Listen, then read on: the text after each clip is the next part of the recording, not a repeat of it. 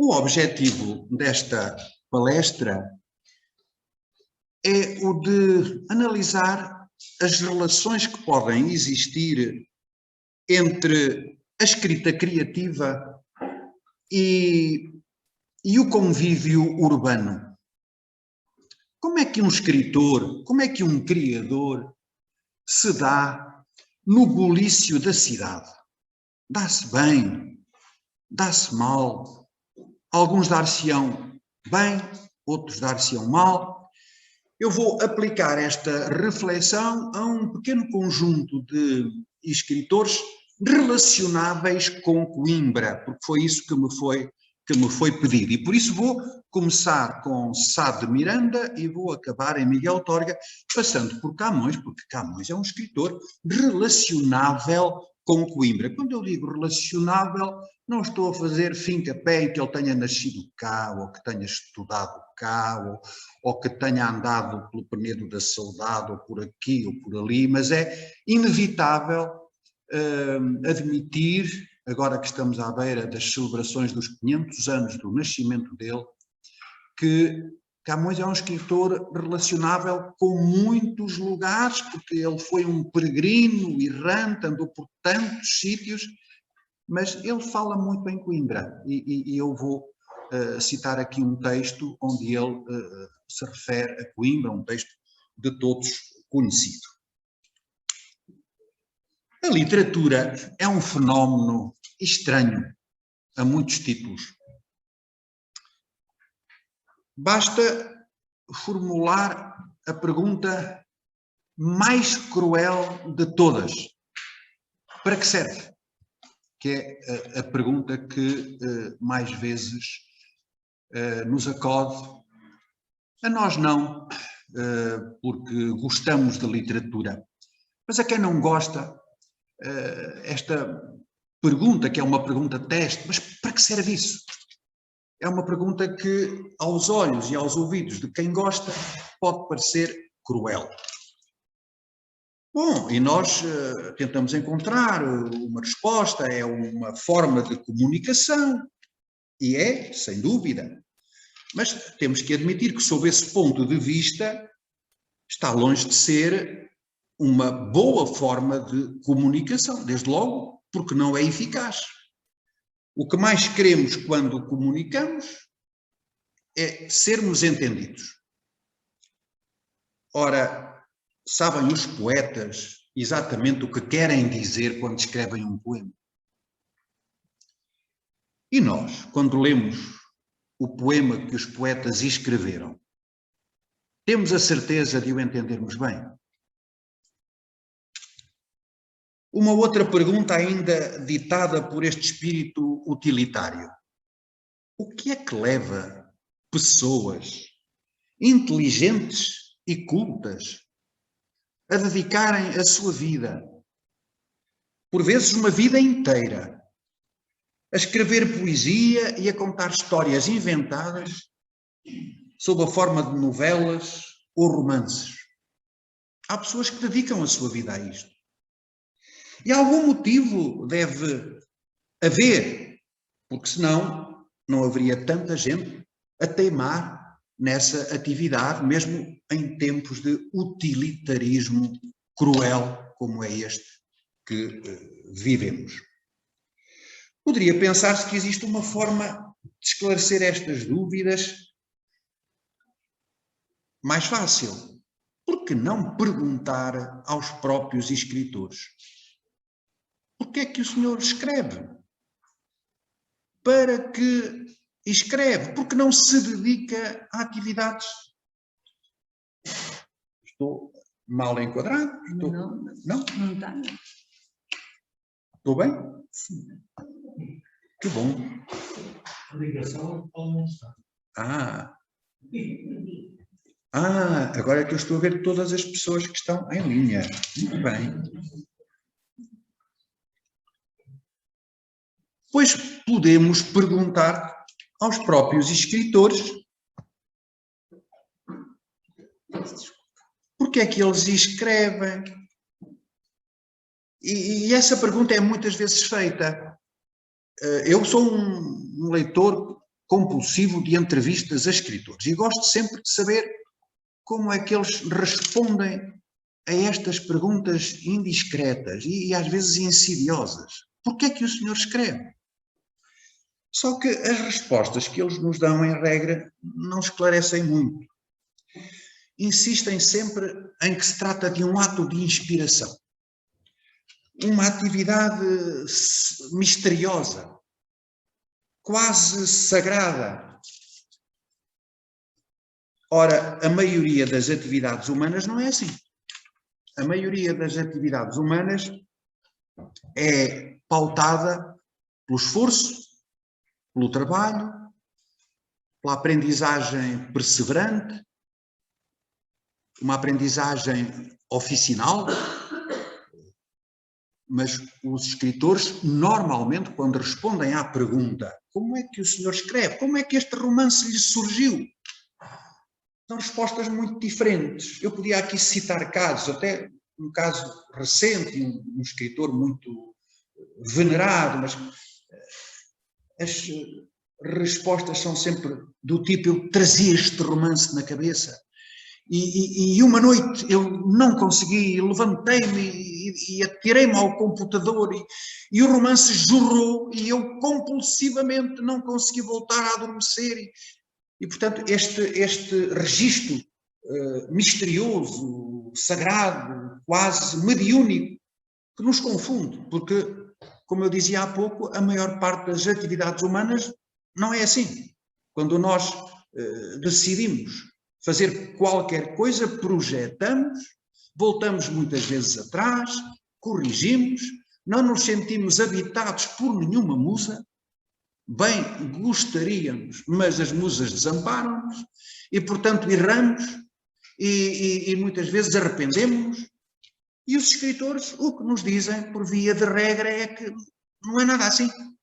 As musas habitam-nos, visitam-nos, interrompem-nos o sono e eles precipitam-se. Antes tinham a caneta na mesinha de cabeceira, agora têm o computador ali ao pé e vão imediatamente lançar-se ao computador para que o poema ou para que o romance saia.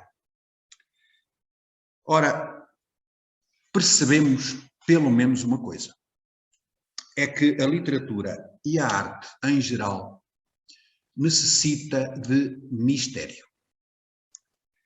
Querem um exemplo? Camões.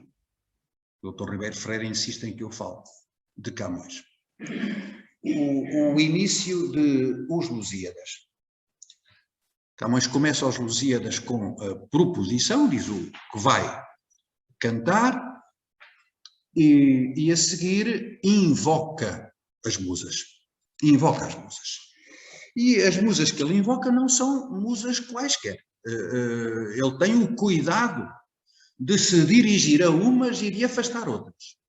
Olha, eu desta vez quero uma inspiração diferente. Não quero a inspiração que normalmente me é concedida, que é uma inspiração humilde, que me dá para fazer versos líricos, mas não dá para fazer os versos que eu agora quero escrever. Quero uma inspiração que acenda o peito, que mude a cor do gesto. Ou seja, uma inspiração que me transfigure. Isto significa, na prática, que ele pede às musas que escrevam por ele. Quer dizer, ele, como ser humano que é, não seria capaz de empreender a escrita de um poema épico se as musas o não apoiassem. O não habitassem, o não possuíssem. E aqui a ideia de posse é uma ideia perfeitamente adequada.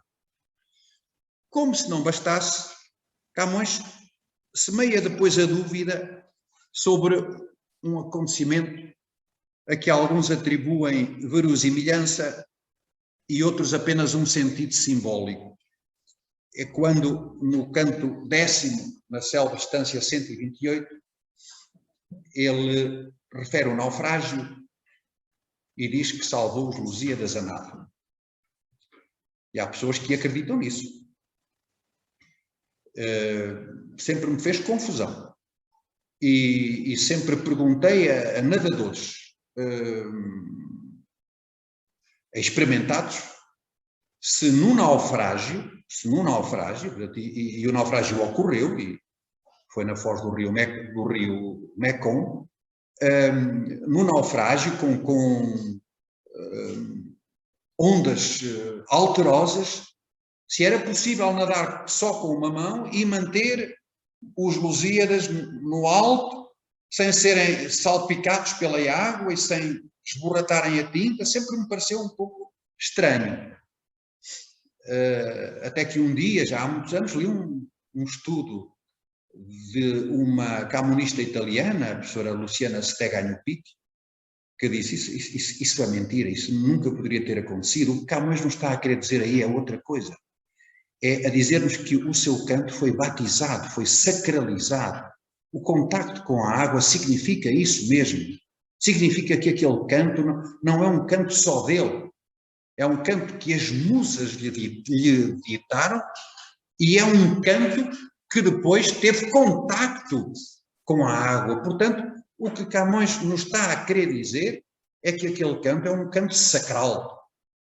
Nem faltou sequer aquele rito batismal. Portanto, aquilo não foi um... Camões ele próprio naufragou. E quando naufragou, seguramente que não tinha os Lusíadas numa pena. Aliás, é uma especulação interessante. Onde é que Camões teria tido os Lusíadas durante tantos anos? Num baúzinho, num escritório portátil como havia, ou na cabeça. Camões chega a Lisboa em abril de 1570 e em junho de 1571 já tinha as licenças para imprimir o poema. O que significa que chegou da Índia com os Lusíadas feitos. Porque não teria havido tempo para que os censores, as duas instâncias censórias, do desembarque do Paço e do Tribunal do Santo Ofício, tivessem tido tempo para se pronunciar sobre um texto tão longo, se Camões não lhe tivesse entregue o original, sei lá, um mês ou dois, depois de ter chegado a Cascais em abril de 1570. Em 1571, um ano depois, as licenças eram emitidas e em março de 1572, Camões teve nas mãos um livro seu impresso, a cheirar a tinta. O que era um fenómeno raríssimo. Não sei se têm ideia disso. Havia, na altura, 6 impressores em Lisboa. 6, no tempo de Camões. Havia 6 impressores. E aquele que lhe imprimiu os Lusíadas, António Gonçalves, imprimiu nesse ano 4 livros. 4 livros. Os Lusíadas e mais 3. Portanto, não era assim uma coisa tão comum. Nós hoje estamos habituados a uma profusão de publicações. Sabem quantos livros se publicaram em Portugal, quantos títulos novos se publicaram em Portugal no ano de 2020? 14.832. 14.832 títulos novos. Pois quando os Lusíadas saíram em 1572, no máximo ter-se-ão publicado 35 títulos por junto no país todo. Portanto, vejam como era raro, ainda em 1572, quando a imprensa já levava muitos anos, imprimir um livro. Mas estou-me a afastar do meu esquema e não quero fazê-lo. Estava a dizer que a literatura precisa de mistério e os escritores não abdicam dessa dimensão misteriosa, e mesmo quando são entrevistados pelos jornalistas, não nos dizem: oh, este verso eu martelei-o várias vezes e corrigi-o e cortei isto e fiz aquilo. Não.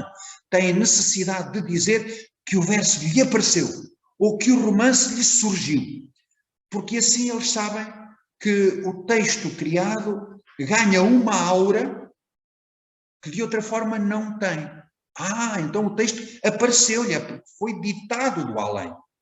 Os escritores cedem muitas vezes a esta tentação e nós devemos compreender que assim seja. Mas o mistério da literatura resiste inclusivamente ao exame das circunstâncias práticas. Não sabemos porque é que os escritores escrevem. Podemos saber ao menos como, quando é que eles escrevem? Podemos, quer dizer, se espreitarmos as casas deles. Há casas de escritores musealizadas. A maior parte das casas de escritores musealizadas, a maior parte, não digo todas, são casas postiças. São casas arranjadas, são casas que têm a intervenção numa perspectiva de marketing.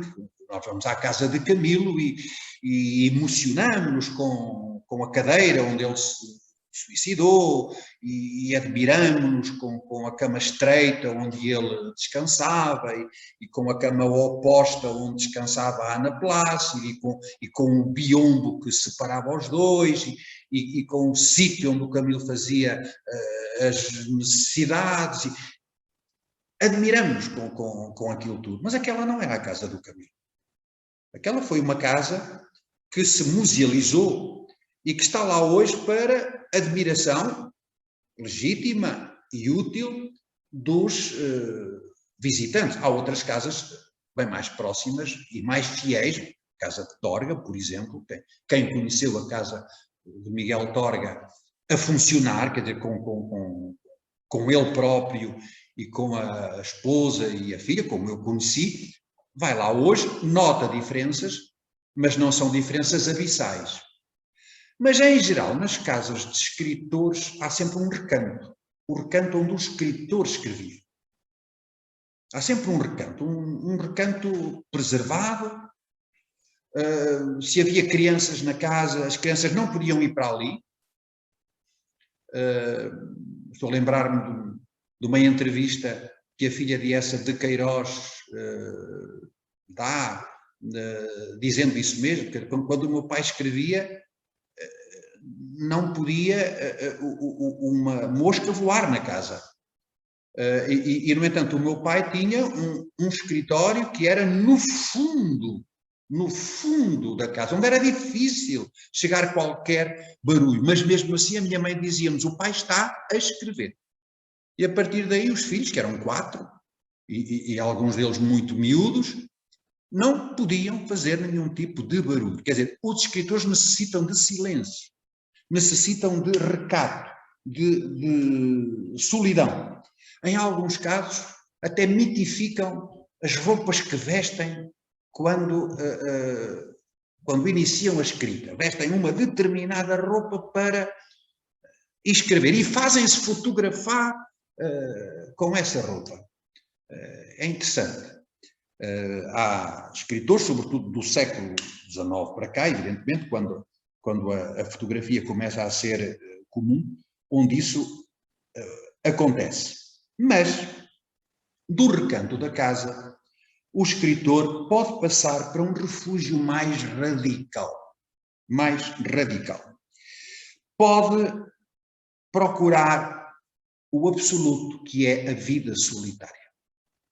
Nós temos exemplos na literatura portuguesa de escritores que procuraram a solidão radical para escrever. O exemplo mais conhecido é o de um contemporâneo de Camões, Frei Agostinho da Cruz, que foi um homem do século, portanto um homem comum, um cavaleiro, e que numa determinada fase da sua vida renunciou à sua atividade civil, se converteu, rasgou tudo o que tinha escrito em termos de registro amoroso e passou a dedicar-se apenas à poesia religiosa. E onde é que ele escrevia a poesia religiosa? Num eremitério na Rábida. que ainda hoje se pode visitar. Portanto, é um caso típico de um escritor que num determinado momento entendeu que para escrever poesia ao divino precisava de se afastar completamente do convívio com as pessoas. O convívio com as pessoas era nocivo, impedia-o daquela atitude de elevação mística que ele considerava essencial para a sua escrita. Eu dizia que há alguns casos na literatura portuguesa, não há muitos, mas voltamos às entrevistas. Há escritores atuais e alguns bem jovens que em entrevistas dizem: eu quando escrevo um romance tenho que me afastar de casa, vou para um hotel, normalmente um hotel à beira do mar, e procuro escrever no inverno, para que o hotel esteja quase vazio, ou vou para um hotel na montanha. Portanto, eu preciso dessa solidão radical. Não fazem como o Frei Agostinho da Cruz, que, coitado, foi mesmo para a Rábida, vivia lá mesmo e comia lá mesmo, não em restaurantes, mas o Frei Agostinho da Cruz alimentava-se de crustáceos que havia na praia e de peixes que davam à costa, e, portanto, vivia de uma forma completamente frugal. Não é o caso destes escritores de hoje, muitas vezes municiados por bolsas de estudo do Estado, que vão para um hotel cómodo, de 4 estrelas para cima, e aí escrevem o seu romance, as suas novelas, o seu poema, que depois anunciam ao mundo. Não é, portanto, o caso deles. Este ideal da vida solitária parte do princípio de que só o isolamento revela o mistério.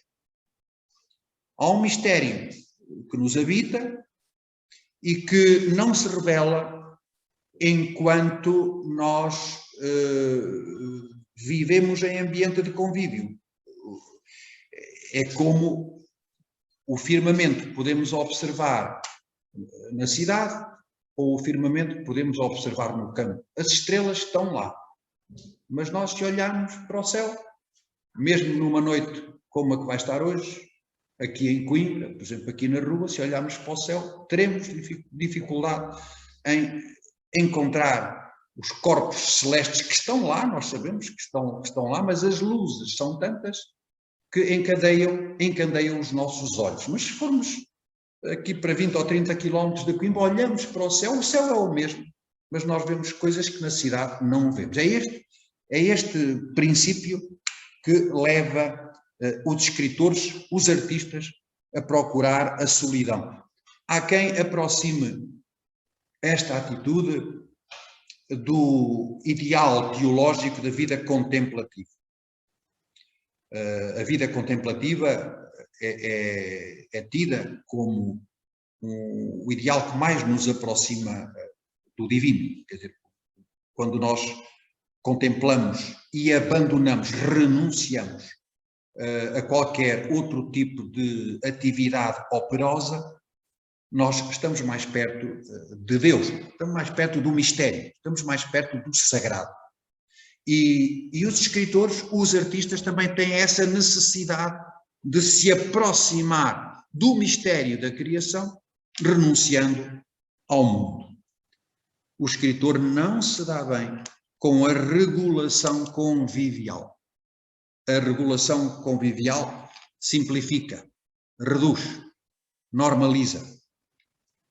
Há alguns escritores, os que têm vida profissional muito exposta, recorrem, por exemplo, ao pseudónimo. E nós conhecemos muitos escritores que o fazem. Porquê? Porque o pseudónimo assegura a solidão. Quer dizer, ninguém pode fazer perguntas sobre a vida prática de um pseudónimo. Todos nós conhecemos, eu fiquei muito impressionado quando, aqui há uns anos largos, lia a biografia do Pessoa, que um escritor, um biógrafo francês, o Robert Breichon, escreveu. é aí que ele conta aquele célebre episódio do José Régio, que eu falava há pouco com a Maria Antónia Oster. O José Régio veio um dia a Lisboa, de Porto Alegre, para conhecer o Pessoa, não conhecia presencialmente. E escreveu-lhe e combinou com ele um encontro no Martinho da Arcada.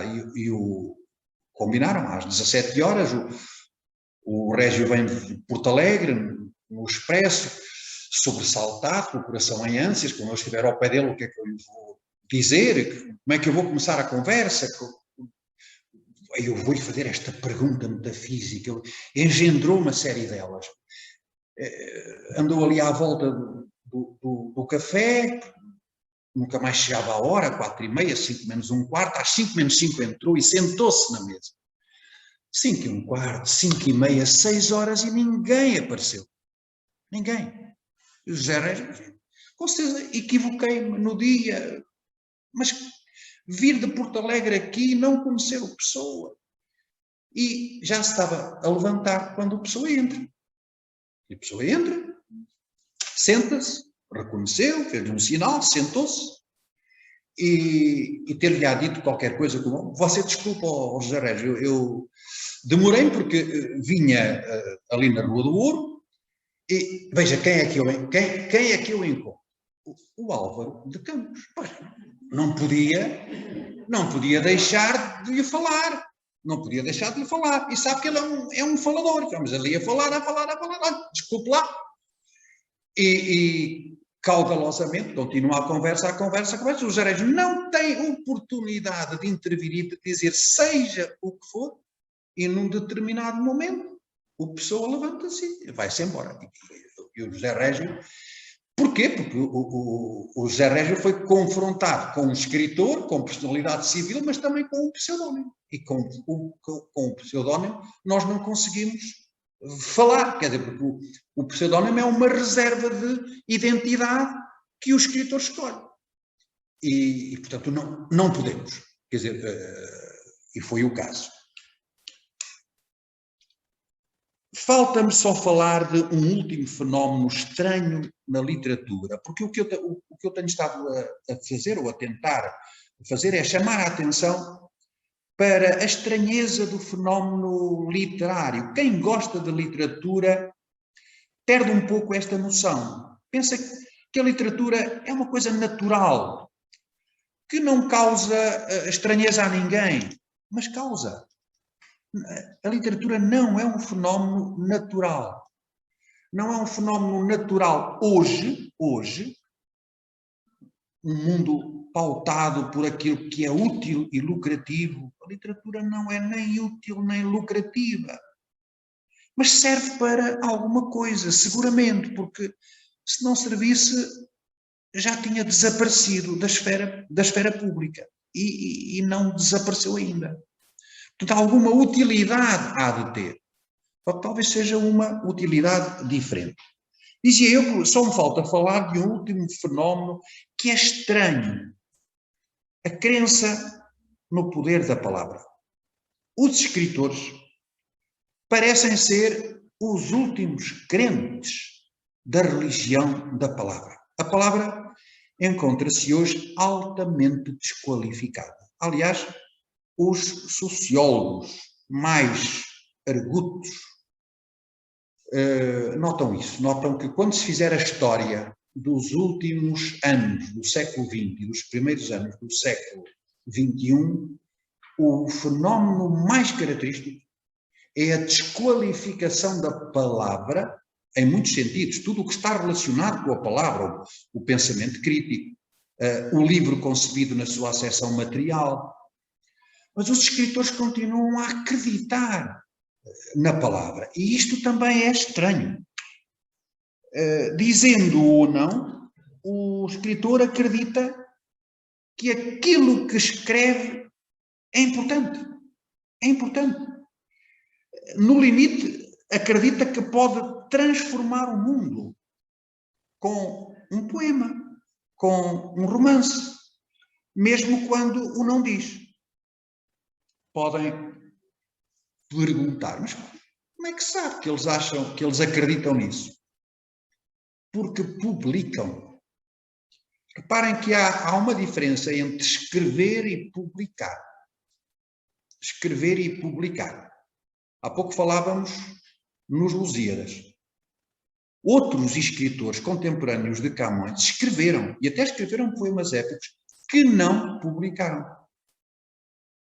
Sá de Miranda, que era 40 anos mais velho do que Camões, nunca publicou nada em vida. Não quis. Não quis. Podia tê-lo feito. Podia tê-lo feito. Mas não quis. Daqui a pouco tentarei encontrar uma explicação para isto, que é uma explicação que hoje nos parece estranha, porque o que prevalece hoje é a ânsia de publicar. Por isso eu falava nos 15 mil títulos que se publicaram em português em 2020. 15 mil títulos, podem pensar que é muito. Em 2010 ultrapassou-se pela primeira vez no mundo a cifra de 1 milhão de títulos novos. 1 milhão de títulos novos. 1 milhão de títulos novos em 2010. E já agora, o país onde se publicam mais títulos novos é o Reino Unido. Não é a China, não é a Alemanha, não são os Estados Unidos, é o Reino Unido. Portugal, com 15 mil títulos novos, não está mal neste ranking. Se tivermos em conta que somos 10 milhões e o mundo tem 8 bilhões de pessoas, nós estamos bem. Por exemplo, em Espanha publicaram-se 40 mil títulos novos, quer dizer, só mais 3 vezes do que nós. E, no entanto, eles populacionalmente, só que eles têm tiragens maiores. Porque as editoras espanholas muitas vezes fazem parcerias logo com Buenos Aires, com Bogotá, com o México, com muitas editoras americanas, e nós, inexplicavelmente, não fazemos parcerias nem com o Rio de Janeiro, nem com São Paulo, nem com Luanda, nem com Moçambique. Um livro é publicado em Lisboa, não chega ao Brasil. Um livro é publicado no Brasil, não chega cá. E quando nós o encomendamos à Amazon brasileira, o livro é taxado 2 vezes. Recebemos um postal em casa a dizer que está na alfândega, um livro enviado por uma livraria brasileira, e nós temos... Senhor professor, está uma senhora a querer entrar na reunião e não consegue. É habilitar a sala, a ver que credenciais a qualquer pessoa. Mas eu não consigo... Também não sabe? Eu não sei, minha senhora. Eu também não. Alguém.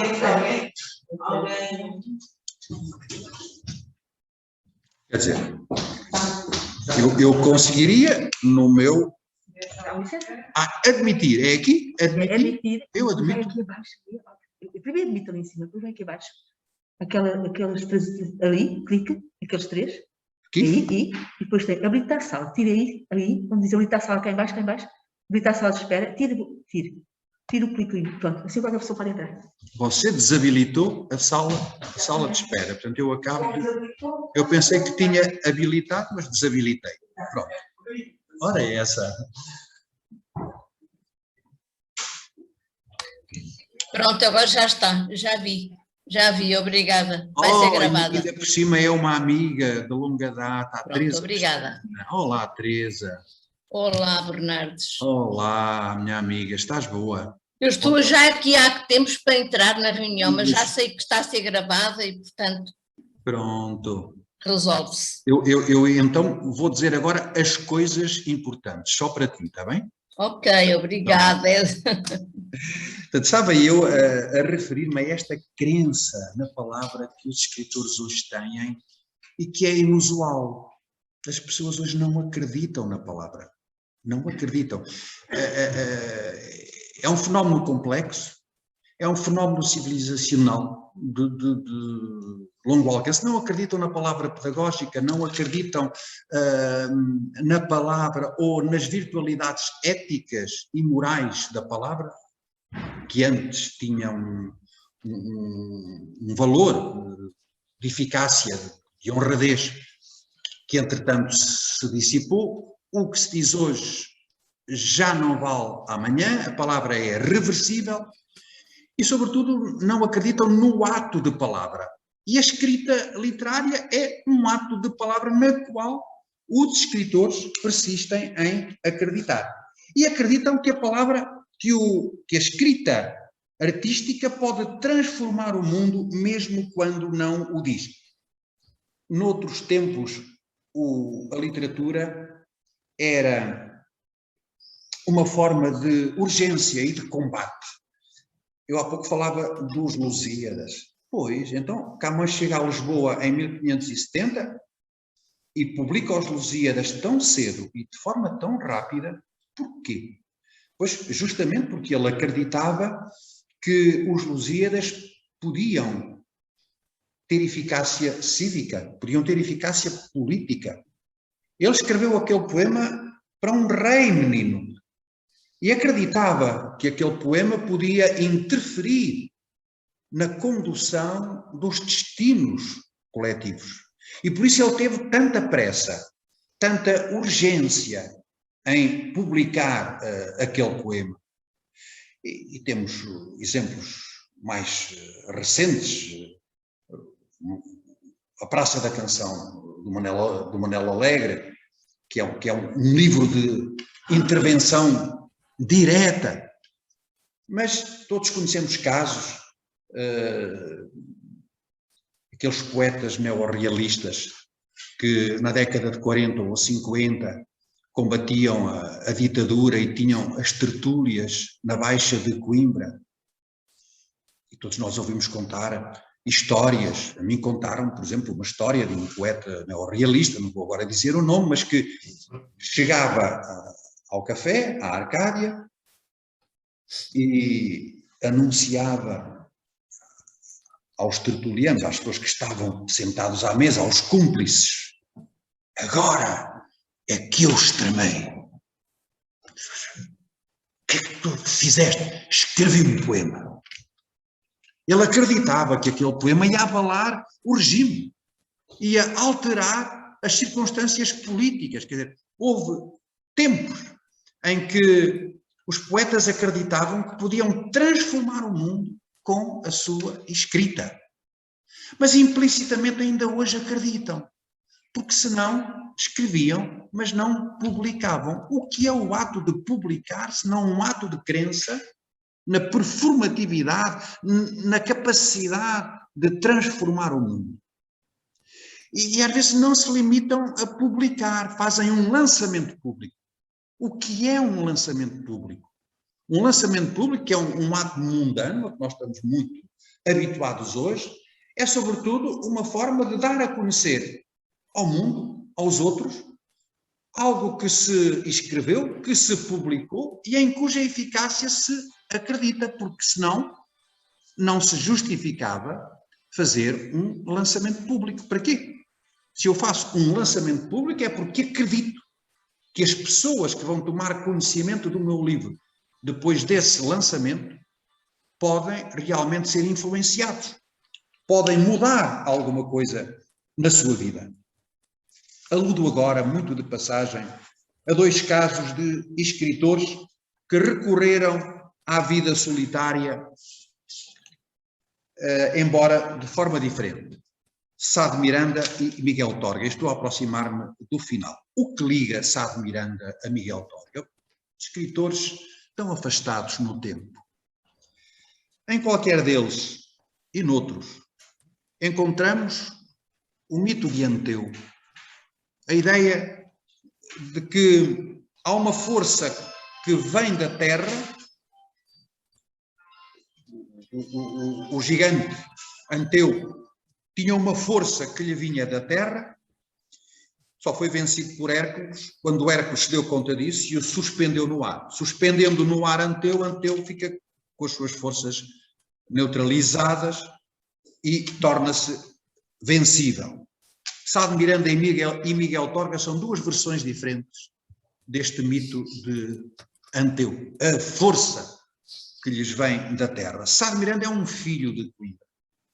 Frequenta leis em Lisboa, viaja por Itália, brilha na corte e num determinado momento renuncia à corte, onde era muito aclamado, muito conceituado, e retira-se para as terras de Basto, a 400 quilómetros de Lisboa. 400 quilómetros de Lisboa, hoje vencem-se em 3 horas e meia de expresso, mas naquela altura eram precisos dias de diligência por caminhos pantanosos. E é para aí que Sá de Miranda vai numa atitude quase inexplicável. Porque é que Sá de Miranda renuncia à corte onde era considerado, onde era aclamado, onde era ouvido pelas instâncias régias, para se refugiar num lugar tão longínquo e para se entregar a uma vida frugal, à vida de um lavrador, pois o significado desta renúncia à corte ainda se discute muito. É um exílio? Não é um exílio. É uma solidão desejada e calculada, porque Sá de Miranda afasta-se da corte, mas continua a contactar com a corte, continua a enviar os seus poemas à corte. E a corte continua a solicitar-lhe os seus poemas. Mas Sá de Miranda sabia que, a partir do momento em que se afastou da corte, os seus poemas ganharam uma força, uma credibilidade que não teriam ganho se Sá de Miranda continuasse na sua condição de cortesão. E, portanto, ele assumiu este preço. Eu vou-me afastar da corte, porque sei que, afastando-me fisicamente da corte, eu influencio mais a corte. Quando os maços de manuscritos chegavam à corte, vindos de cabeceiras de Basto, tinham um lacre de garantia. O lacre de alguém que não era da corte. De alguém que estava fora da corte. E por isso tinha uma autoridade acrescida. Por isso, a ida de Sá de Miranda para terras de Basto, onde acaba por casar com a dona Briolanja de Azevedo, e onde tem 2 filhos, um deles depois tragicamente morto num desastre em Ceuta, que lhe sombreou os últimos anos de vida. A ida de Sá de Miranda para esta solidão radical é ainda uma forma de credibilizar a sua obra.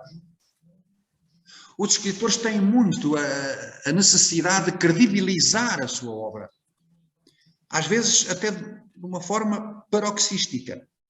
Já vimos como Camões o fez, garantindo-nos que o poema que estava a escrever lhe era inspirado pelas musas, garantindo-nos que aquele poema tinha contactado com as águas. Se eu vos disser que há escritores, poetas, que para credibilizar a sua obra se suicidam. Há escritores suicidas cujo suicídio só é entendível a esta luz. Querem um caso? Mário de Sá Carneiro. Mário de Sá Carneiro. Nas suas cartas a Pessoa, anuncia o seu suicídio como forma de credibilizar, de autenticar, como se fosse a assinatura reconhecida pelo notário. A minha vida foi tão infeliz, os meus versos devem traduzir essa infelicidade e eu devo ser coerente. Eu devo ser coerente a ponto de abdicar da minha própria vida. São casos extremos. Se eu tivesse tempo, diria que tudo isto em Sá de Miranda está vertido num texto. Um texto muito pouco conhecido. E é, para mim, o texto que, em português, melhor poderia ser equiparado ao louvor da liberdade, que é a carta a António Pereira, senhor de Basto.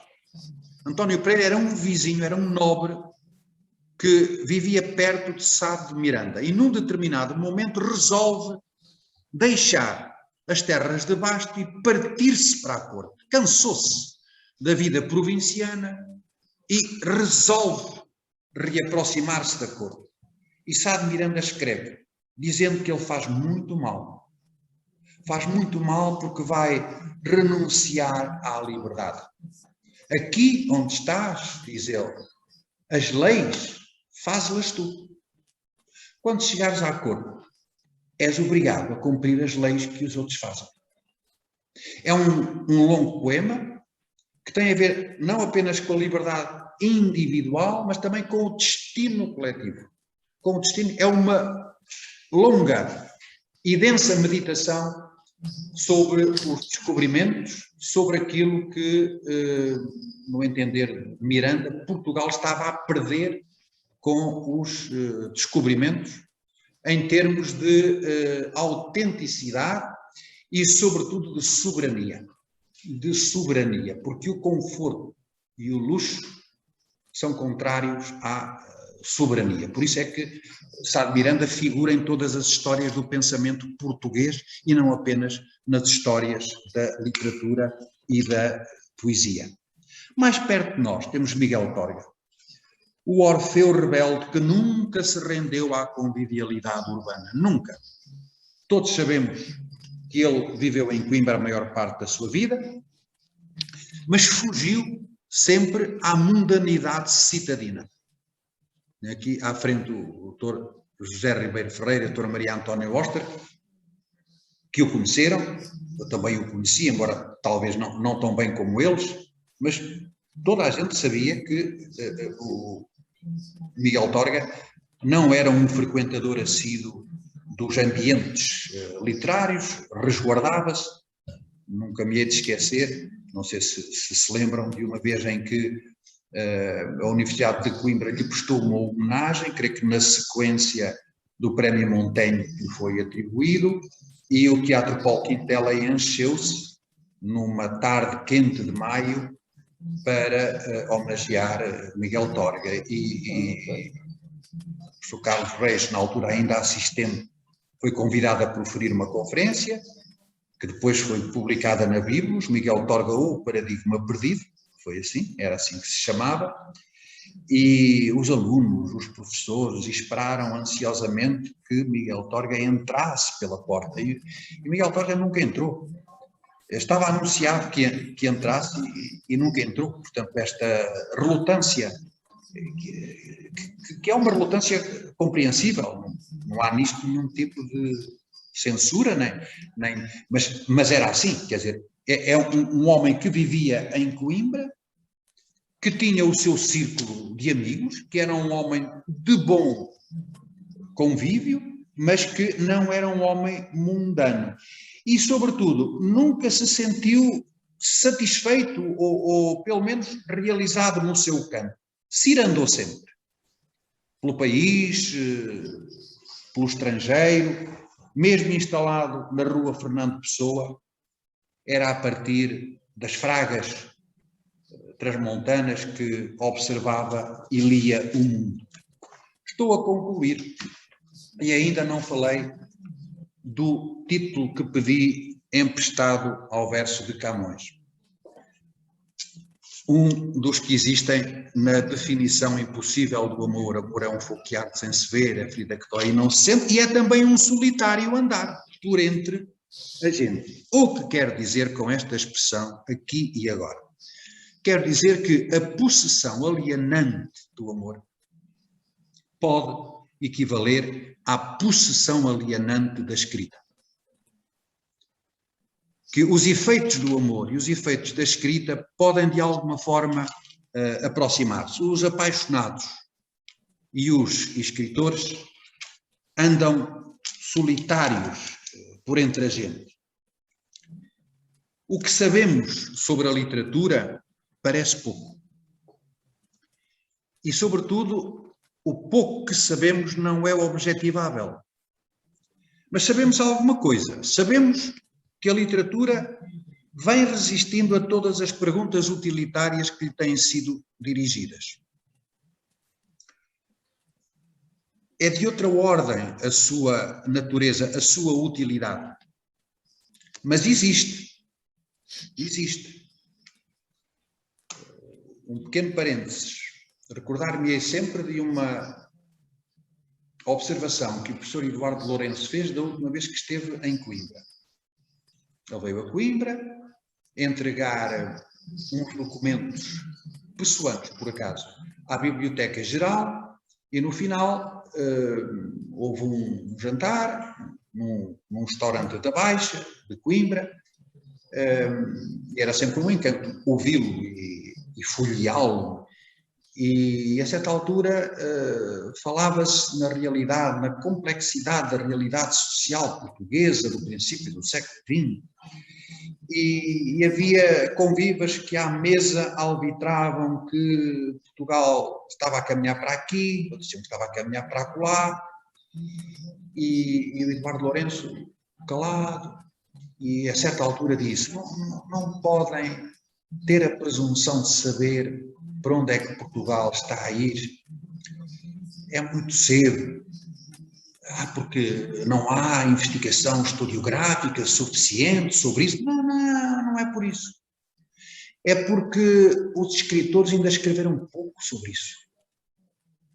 Então, Sr. Professor, mas os escritores não traduzem a realidade documental. Pois não, traduzem muito mais do que isso. Traduzem a realidade profunda. Para Eduardo Lourenço, a utilidade da literatura reside exatamente aí. É que sem literatura, sem ler os romances, sem ler a poesia que se escreve numa determinada época, nós não conhecemos essa época. A investigação historiográfica, dizia ele, ou fazia ele supor, conduz-nos à epiderme da realidade. Mas a realidade profunda é aquela que a literatura e a arte acarretam. E enquanto nós não dispusermos de um acervo criativo suficientemente consistente e longo, não podemos ter a presunção de dizer que conhecemos aquela época. E a utilidade da literatura está nisto. Está na faculdade de nos conduzir à dimensão profunda do real. Não o real tangível, não o real que podemos observar, os números. Quantos nascimentos, quantos mortos, quanto cresceu o PIB, tudo isso é importante. Mas isso conduz-nos à verdade tangível, mas não à verdade profunda. Então isso significa que se eu ler um romance, tenho acesso à realidade profunda do contexto em que aquele romance foi produzido. A resposta de Lourenço era, se o romance for bom, e se eu o ler bem, eu fico mais perto da realidade profunda do que se ler um bom tratado historiográfico. Era esta a visão dele, que eu também partilho. Em face do que tem sido a presença da literatura no tempo e no espaço, só se pode concluir que, ao contrário do que se possa pensar, a literatura é útil para a cidade. A cidade não é apenas o que podemos alcançar com os sentidos. E vou terminar com um exemplo camoniano e coimbrão.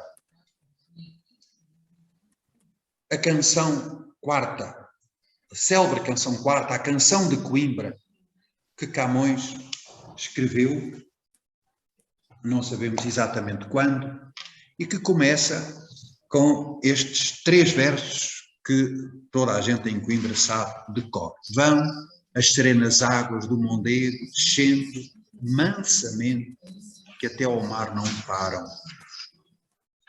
Vão as serenas águas do Mondego, descendo mansamente, que até ao mar não param. Podíamos perguntar, serenas águas? É possível dizer que as águas são serenas? Entendemos que águas serenas é o contrário de águas tumultuosas, que porventura depois de uma chuva e de uma descarga da barragem da Agueira, as águas não são serenas, mas que no século XVI, quando o rio corria ali mais perto de São Martinho, e no verão as águas corriam, e ele não encontrou outro adjetivo, senão este, serenas. Ou será que ele quis dizer outra coisa? Porque se continuarmos a ler, ele diz, por onde minhas mágoas pouco a pouco, crescendo, para nunca acabar se começaram. Então o que ele quis dizer foi que a serenidade que as águas tinham é a serenidade que ele não tem. Enquanto as águas correm direitas para o mar e no mar param, as mágoas dele começaram e nunca vão parar. Então a serenidade das águas não é uma propriedade das águas. É uma propriedade que está nos antípodas da serenidade que ele não tem. E é esta a relação de Camões com a natureza. A natureza está sempre nos antípodas dele. A natureza é serena e ele não consegue sê-lo. As águas vão para o mar e as mágoas dele não têm fim. Será que depois de lermos estes três versos, podemos concluir que o Rio Mondego que Camões cantou é exatamente o Rio Mondego que está ali embaixo hoje? Sim e não. Porque quando Camões cantou as serenas águas do Mondego, acrescentou-lhes alguma coisa de seu. A sua desgraçada história de vida, ele diz que tudo começou em Coimbra. Tudo começou em Coimbra. Seja o que for que aconteceu na vida dele, de mal, começou em Coimbra. E começou com uma testa de neve e ouro, portanto, um rosto feminino. Portanto, quando Camões cantou estas águas, acrescentou-lhe alguma coisa de seu. E quem leu o poema de Camões e olhou depois para aquelas águas, que ainda hoje lá estão, embora depois da regularização do leito já não são bem as mesmas águas serenas que Camões viu, mas quem olha para aquelas águas, depois de ter lido o poema de Camões, é como que obrigado a ver aquelas águas de forma diferente. Um rio cantado por um poeta deixa de ser apenas um curso de água doce. A Coimbra dos escritores não é exatamente a mesma que o cidadão vê e sente. É uma outra cidade que requer não apenas os nossos sentidos, mas também a nossa sensibilidade. Essa outra cidade que não alcançamos com os nossos sentidos é intangível, mas existe. Existe uma Coimbra profunda, existe uma realidade profunda, aquela para a qual o professor Eduardo Lourenço chamava a atenção.